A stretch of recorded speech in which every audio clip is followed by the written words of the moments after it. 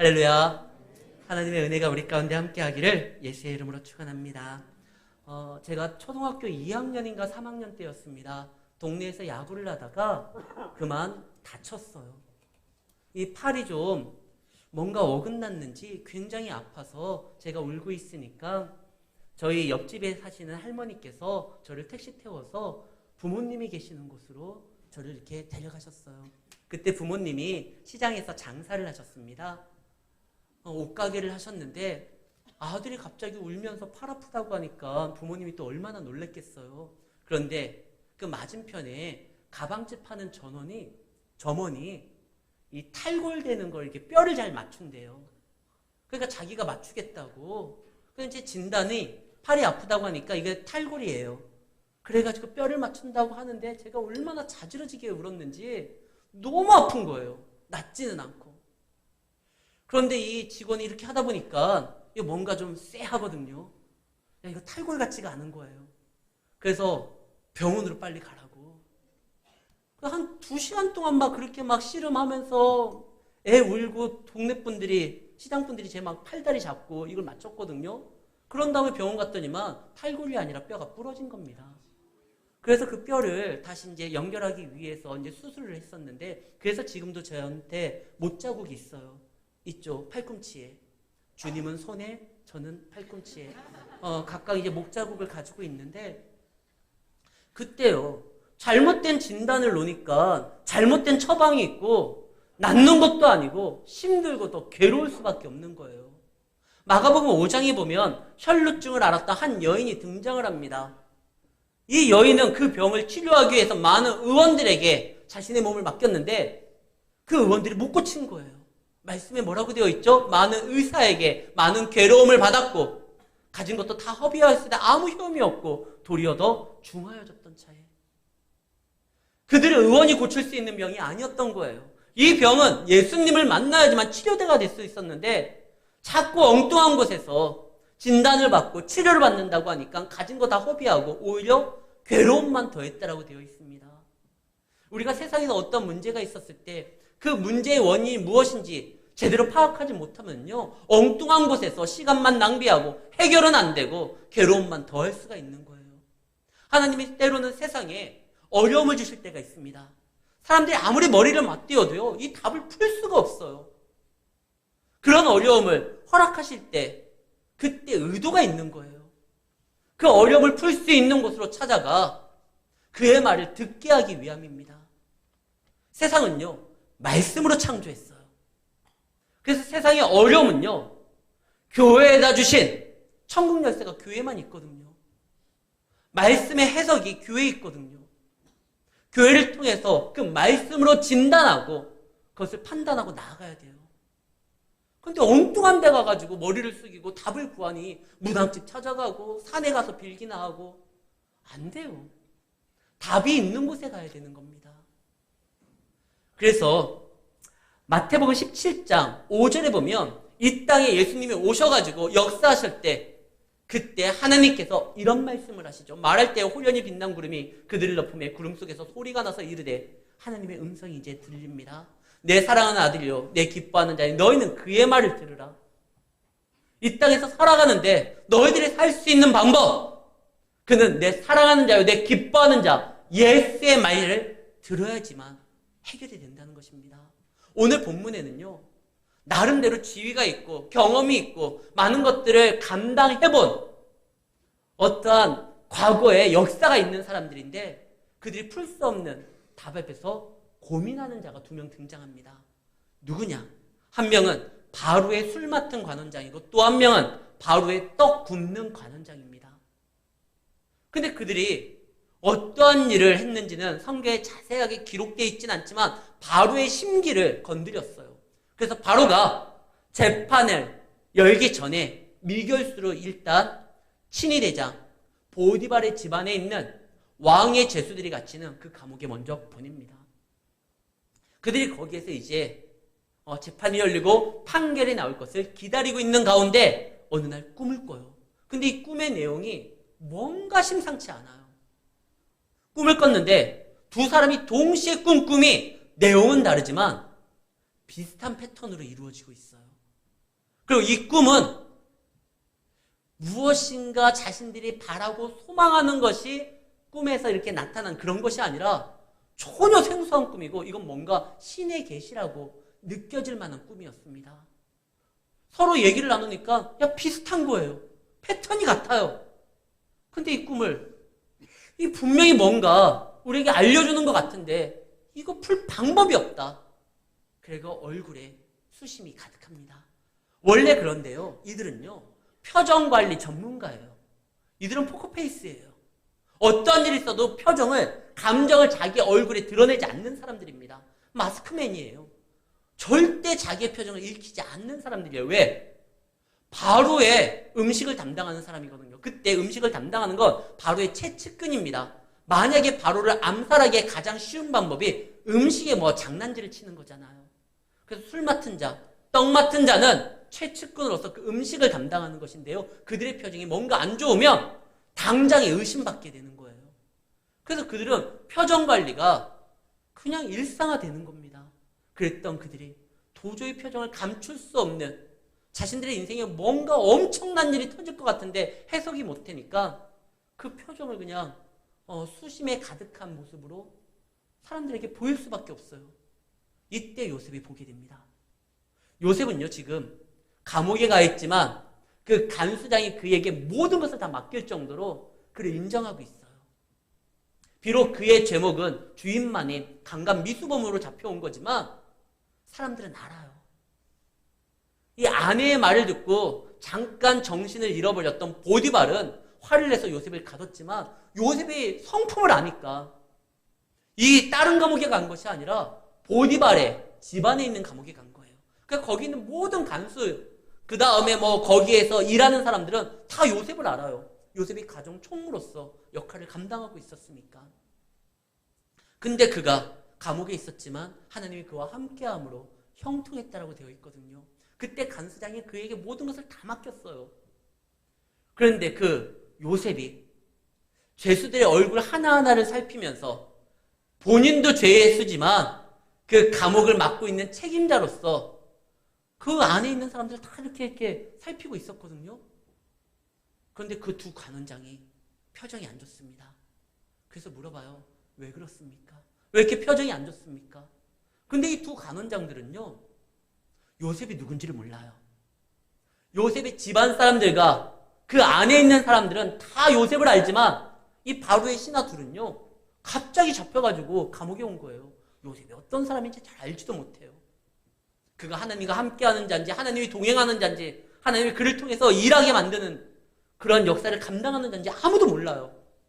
근데 요셉이 자꾸 물어보니까 아니 이 죄수가 제목을 보니까 이건 참 입에 담기도 뭐한 이런 노예 출신 죄수가 뭔 도움이 되겠느냐. 그래서 처음에는 의심하니까 말을 하지 않았을 거예요. 세상에 어려움이 있었을 때 사람들이 교회가 뭔 도움이 되겠느냐. 우리가 지금 이 복잡한 상황 가운데 감당해야 될 일이 산더미처럼 있는데 교회가 뭔 도움이 되겠느냐. 성도가, 말씀이, 예배가 무슨 도움이 되겠느냐. 그를 의심합니다. 그런데요. 도움 정도가 아니라 답이에요.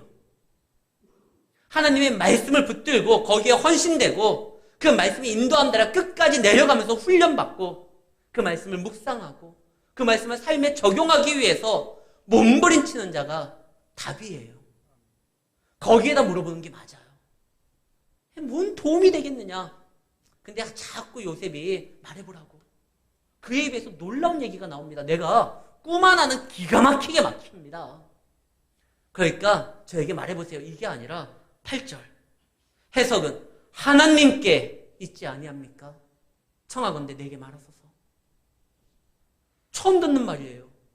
바로 옆에서 그들은 그동안 업무를 감당할 때 바로 옆에는 수많은 점술가와 박수들과 무당들이 있어요.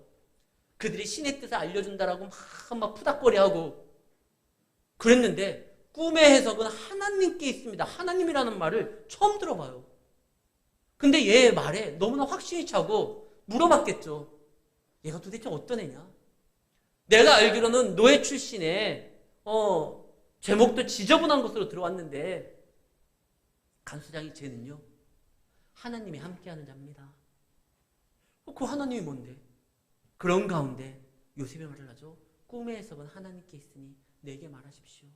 요셉은요, 확신하고 있어요. 요셉의 믿음이 뭐냐면 그 꿈을 주신 자가 나를 인도하심으로 나와 함께 하시고 결국엔 그 꿈을 나를 통해서 반드시 이룰 거라는 확신이 있어요. 왜 그러냐면 요셉이요, 갑자기 어느 날 노예가 됐고 죄인이 되잖아요. 근데 돌이켜봐서 생각해보면 억울하고 한탄스럽지만 이건 뭔가 보이지 않는 손이 끊임없이 자기를 보호하고 인도했다는 확신이 들기 시작합니다. 왜냐하면 요셉을 원래 형들이 죽이려고 해요. 그런 가운데 야 그냥 저기 상인원이니까 팔아버리자 하잖아요. 근데 그 사람들이 노예상이 아니잖아요. 상품을 날르는 일반 품목을 취급하는 사람들이지 노예상이 아니에요. 노예상이 아닌 사람들이, 더군다나 요셉은요, 아버지 집에서 막 떼양볕에서 막 구르면서 일을 했었던, 땀 흘려 일했던 사람이 아니에요. 상품 가치가 떨어져요. 노예상도 아니야. 상품 가치도 떨어져. 근데 자기가 거기에서 그들 손에 이끌려서 애굽으로 가거든요.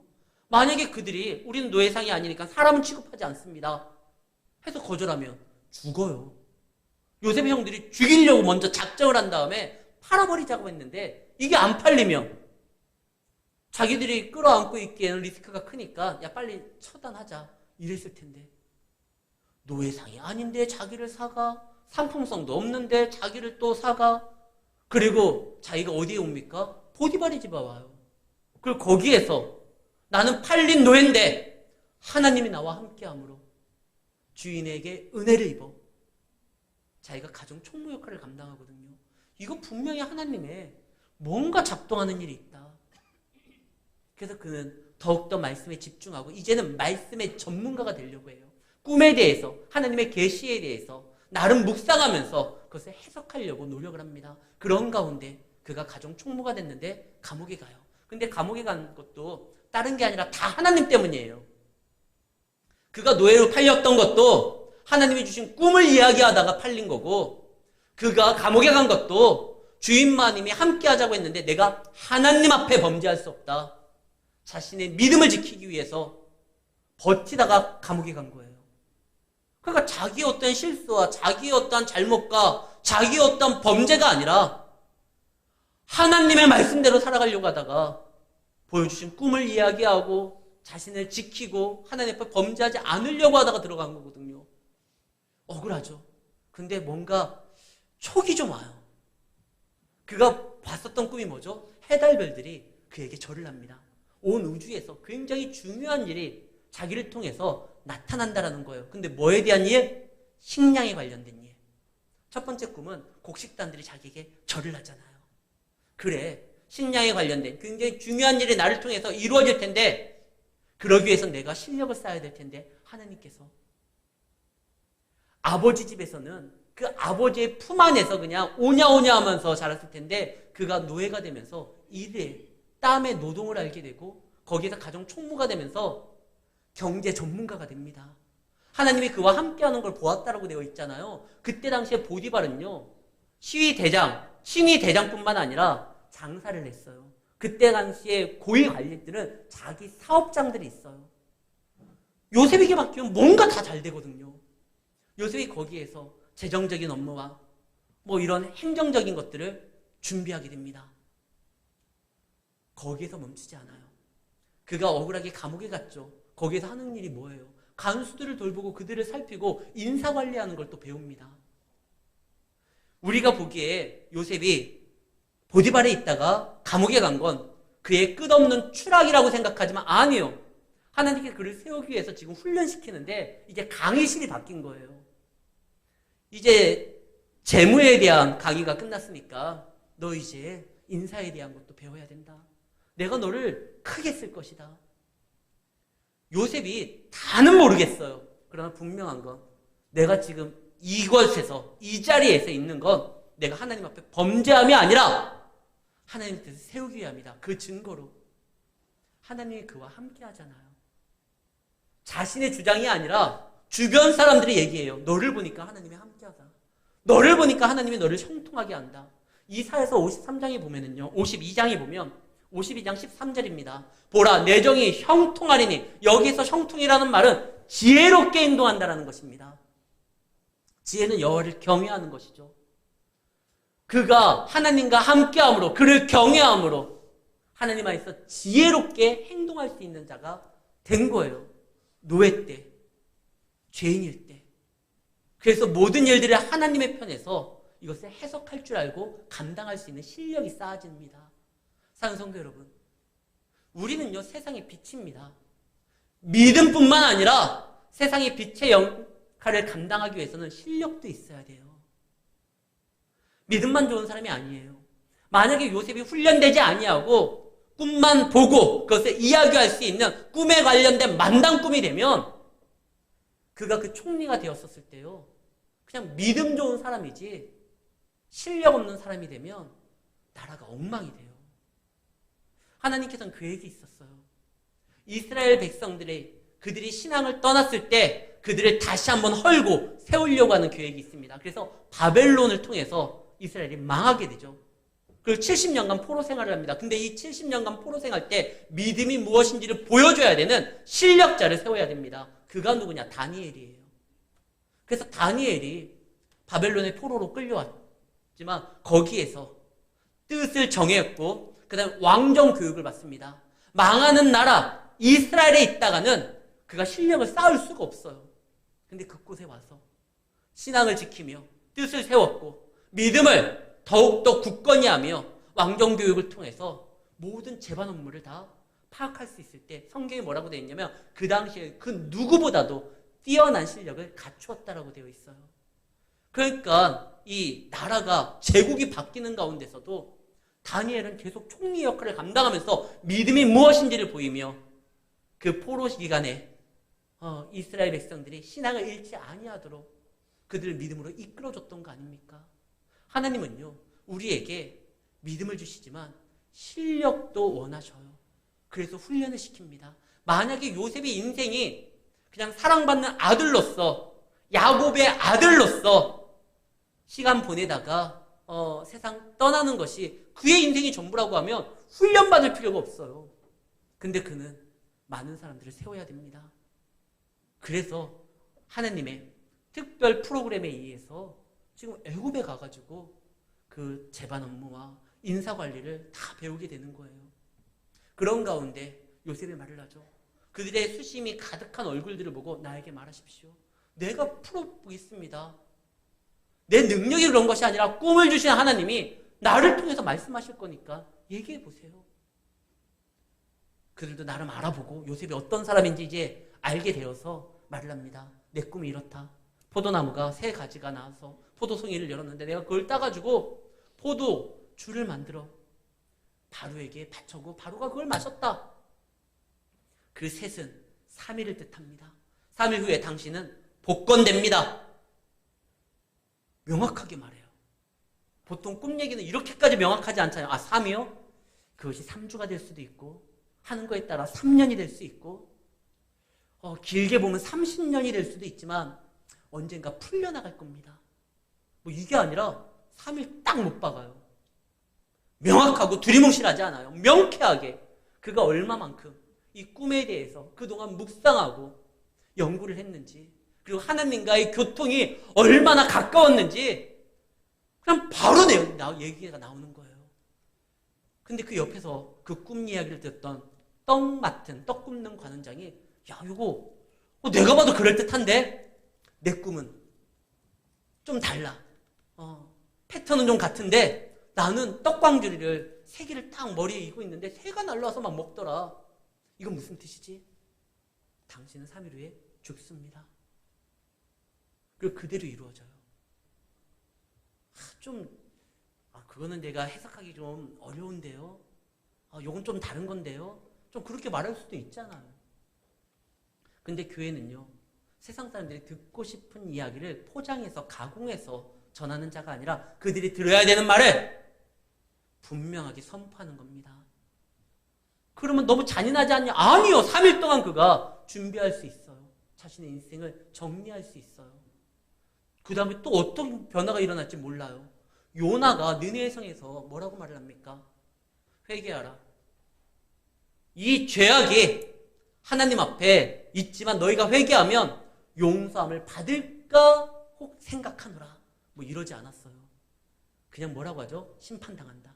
40일 후에 망한다. 하나님이 너희의 죄를 보았다. 뭐 회개하라 막 이런 말도 안 했어요. 하나님의 메시지는 그거였거든요. 심판을 이야기해라. 그 얘기를 해요. 근데 그 반응은 그의 생각과는 좀 달랐죠. 그들이 그 메시지를 얼마나 무겁게 들었는지 회개하기 시작합니다. 그래서 그들이 하나님 앞에 용서함을 받죠. 그거는 하나님이 그리고 그 말을 듣는 사람의 어떠한 책임 부분이고 하나님이 허락하는 부분이지 우리는 교회는요. 세상이 듣고 싶은 말이 아니라 들어야 하는 말을 전해야 되는 거예요. 요셉이 그렇게 합니다. 나는 이제부터 누가 듣고 싶은 말 이게 아니야. 내가 예전에 내 꿈 얘기했다가 성들에게 미움 사가지고 감옥에 갔는데 이제는 좀 얘기를 할 때도 좀 이렇게 두리뭉실하게 얘기해야지. 아니요. 요새는 더 확신이 찹니다. 그래. 우리 형들이 꼭 들었어야 되는 말이었는데 그들이 아직 소화하지 못했으니까 그들이 나를 노예로 팔았지만 함께 하시는 하나님께서 역사하사 오히려 나로 하여금 준비하게 만드는구나. 그걸 알게 되니까요. 포장하려고 하지 않아요. 들어야 될 말을 전해요. 정말 그 말대로 이루어집니다. 이제 요셉은요. 꿈을 꾸는 자가 아니라 꿈의 사람이 되었어요. 단순히 꿈을 이야기하는 자가 아니라 그 꿈을 묵상하고 연구하고 그 꿈에 헌신되어 삶에 적용하기 위하여 몸부림치는 그래서 훈련도 기꺼이 감당하는 그런 자가 됩니다. 하나님은요. 이런 자들을 통해서 문제를 해결하기를 원하셔요. 세상에 수많은 전문가들이 있습니다. 어떠한 문제를 놓고 각 전문가들이 100분 토론이다, 끝장 토론이다 이야기를 하지만 달라질 게 없어요. 그러나 말씀으로 창조된 이 세상에서 말씀에 헌신된 교회가 말씀에 역사하는 하나님의 자녀들이 움직이면 세상은 달라집니다. 교회가 무너지고 하나님이 세우신 가정이 무너질 때 그 사회에 소망이 없지만 가정이 믿음으로 세워지고 교회가 교회다워지면 언제나 이 땅에는요 답을 제시할 수가 있는 거예요. 그래서 우리는 하나님 안에서 이 답을 가진 자로서 움직여야 되는데 우리도 몰라서 헤매면 안 돼요. 우리는 말씀을 붙들어야 됩니다. 그리고 그 말씀 가운데 길이 있다는 것을 생각하셔야 돼요. 지금 요셉이 말을 해요. 술 맡은 관원에게 분명히 3일 안에 당신은 복권됩니다. 그때 나로 하여금 바로에게 은혜를 입어 좀 풀려나게 좀 해주세요. 나는 여기 들어올 죄를 지은 적이 없습니다. 얘기를 합니다. 근데 이 사람이 정말 3일 안에 복권이 돼요. 너무 신났죠. 잔치도 많이 못 풀리고 뭐 술 맡은 관원장이니까 술을 가까이에서 그러는지 요셉의 부탁을 잊어버려요. 언제까지? 2년 동안 잊어버려요. 41장에 보면 만 2년이 지난 다음에 이제 어떠한 일이 벌어지는데 2년 동안 또 요셉이 감옥에 있습니다. 아니 이거 억울하지 않아요? 그렇게 꿈에 헌신되고 이제 기회를 잡은 것 같은데 근데 하나님은요. 요셉이 빨리 감옥에서 나오는 걸 원하는 것이 아니라 거기에서 충분히 훈련되기를 원합니다. 그리고 억울한 누명이 풀려난 노예가 아니라 바로의 선생으로 세워지기를 원하는 거예요. 바로의 어떠한 이야기를 통해 가지고 억울함이 풀려서 죄인 노예가 자유인이 되는 이런 것을 하나님이 연출하려고 하는 것이 아니라 하나님은 바로의 선생으로 바로의 스승으로 이스라엘을 지키는 하나님의 귀한 등불로서 이제 애굽의 수호자가 될 수 있도록 하나님을 세우려고 하는 거예요. 그래서 2년간 더 훈련되게 합니다. 세상은 바로가 허락해야지만 이루어질 것처럼 보여요. 바로의 뜻대로 움직이는 것처럼 보여요. 바로가 허락하지 않으면 일이 꼬일 것 같아 보여요.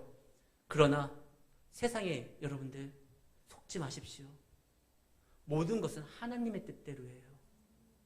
바로가 허락하는 것이 아니라 하나님이 바로를 통해서 그가 풀 수 없는 문제를 주신 다음에 그 문제의 답이 요셉에게 있음이 요셉의 말을 듣게 만듭니다.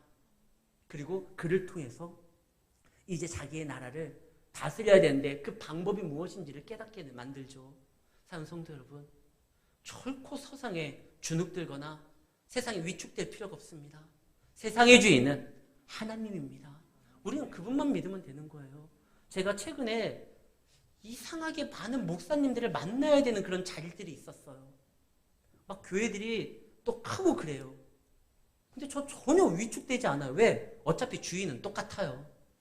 하나님이 주인이잖아요. 그리고 그 주인이 원하시는 게 뭡니까? 충성된 종이에요. 하나님께서 진짜 원하는 교회는요, 뭐 규모가 있는 교회가 아니라 주님의 말씀에 순종하고 나아가는 좋은 교회를 원하셔요. 그리고 그런 교회를 통해서 하나님은 일하시는 것이죠. 지금 요셉이 열심히 일을 합니다. 훈련을 받습니다. 꿈에 대해서는 이제는 거기에 집중함으로 인하여 모호하게 해석하는 것이 아니라 처음에는 자기가 그 꿈이 무슨 내용인지도 잘 알지 못했지만 얼마나 훈련이 됐는지 이제는 그 꿈이 하나님께서 주신 꿈이라고 하면 하나님으로 인하여 해석하니까 답이 나오는 거예요. 늘 말씀을 묵상했던 요셉이다 보니까 이제 두 관원장들의 꿈은 그 해석은 그냥 껌이에요. 아무것도 아니에요. 말씀을 훈련받은 사람이니까. 사랑하는 성도들, 우리가 이 땅에서 살아가는데 가장 중요한 게 뭐냐? 주님을 우리의 구주로 믿고 그분의 인도함대로 나아가는 것입니다. 세상은 길이 모호하다고 해서 잘 모른다고 하지만 예수님이 분명히 말씀하셨어요. 내가 곧 길이요 진리요 생명이니 나를 따르는 자는. 우리는 주님을 따르면 길을 잃지 않게 돼요. 그분으로 나아가면 생명길로 나아가는 거예요. 세상이 수많은 전문가들이 이야기하지만 본인들도 그거에 대해서 해답을 내놓지를 못해요. 그럴 수도 있다라는 것이죠. 그러나 하나님께서는 그분의 자녀들과 함께함으로 반드시 답을 주시고 그를 통하여 역사하십니다. 하나님이 세상에 복 주는 방법이 항상 이래요. 어떻게 복을 주냐? 교회를 통해서 줘요. 아브라함을 통해서 내가 너의 복의 근원이 되게 만들겠다. 그 아브라함이 세운 게 뭡니까? 하나님의 언약 가운데 교회를 세우는 거거든요. 아브라함과 이삭과 야곱을 통해 가지고 이스라엘 교회를 세우는 거예요. 그리고 예수님께서 그 이스라엘의 그 교회를 이제는 예수 그리스도를 머리로 두고 교회를 통해 가지고 이 땅에 이제 복을 주기를 원하는 겁니다. 그래서 우리가 먼저 그 복을 세상에 전하기 위해서는 그 복이 무엇인지를 알아야 되고 거기에 대해서 우리가 헌신되고 붙들어야 되는 것이죠. 말씀에 헌신하십시오. 그리고 그걸 붙드십시오. 말씀이 이끄는 데가 바닥이라고 해도 내려가는 거예요. 내려가니까 어떻게 되죠? 말씀 바라보고 내려갔었던 그 이스라엘 백성들, 요단강을 건넜을 때 그걸 보고 걷는 사람들이 적각구리에는 가나안에 도달하는 것입니다. 거기에도 길이 있고 거기에 하나님이 우리와 함께함을 경험하고 만날 수가 있는 거예요. 사랑하는 성도 여러분, 요셉은 이제 꿈의 사람입니다. 이제는 요셉은 말씀의 사람이 되어서 무엇이든지 하나님으로 인하여 해석할 수 있으니까 2년 더 감옥에 있는다고 해서 그걸 억울해하지 않아요. 아직 때가 아니구나. 하나님이 나를 세울 때가 이때가 아니구나. 근데요, 그분의 때가 되면 내가 생각하는 것보다 훨씬 더 놀랍게 빠르게 그 역할을 감당할 수 있는 위치에 세워주십니다. 만약에 요셉이 이 감옥에서 풀려나서 이 술 맡은 관원장이 얘기를 해가지고 이제 풀려났는데 자기 꿈은 아직 이루어지지 않았잖아요. 그래, 내가 애굽에서 공무원 시험 봐가지고 9급서부터 시작해서 업적을 쌓아가지고 8급, 7급, 5급 또 행정고시를 통해가지고 뭐 2급, 1급 내각에 들어가게 되고 총리까지 되는 데는 줄잡아 한 3, 40년은 걸릴 거예요. 근데 하나님께서 바로 앞에서 그의 스승이 되게 만든 다음에 한 번에 몇 단계 그냥 뛰어 올리게 만들잖아요. 우리가 생각하는 것보다 하나님은요, 여러 가지 방법도 있어요. 그분 앞에 나아가 그분의 말씀을 듣고 또 세상에서 실력 없는 자가 아니라 또 내 실력을 하나님이 주신 훈련을 통하여 그곳에서 실력 있는 자가 되어서 여러분들 많은 이들에게 하나님의 은혜와 축복을 전하는 자가 되기를 바랍니다. 그러한 자들이 많이 있는 곳에 좋은 사회가 될 뿐만 아니라 하나님의 은혜가 넘치고 위로가 얻는 그러한 시대가 되는 것이에요. 오늘날 어두운 세상 가운데 사람들이 있다고들 합니다. 그렇기 때문에 교회가 더 필요해요. 어려울수록 답을 찾을 때 교회에서 찾아야 됩니다. 여기에 답이 있는 거예요. 오직 천국의 열쇠가 유일하게 허락된 곳, 교회에서. 거기에서 풀물이 인하여 세상의 어떠한 난제도 하나님 안에서 풀림으로 인하여 승리하시는 우리 성도님들의 삶이 되시기를 예수의 이름으로 축원합니다.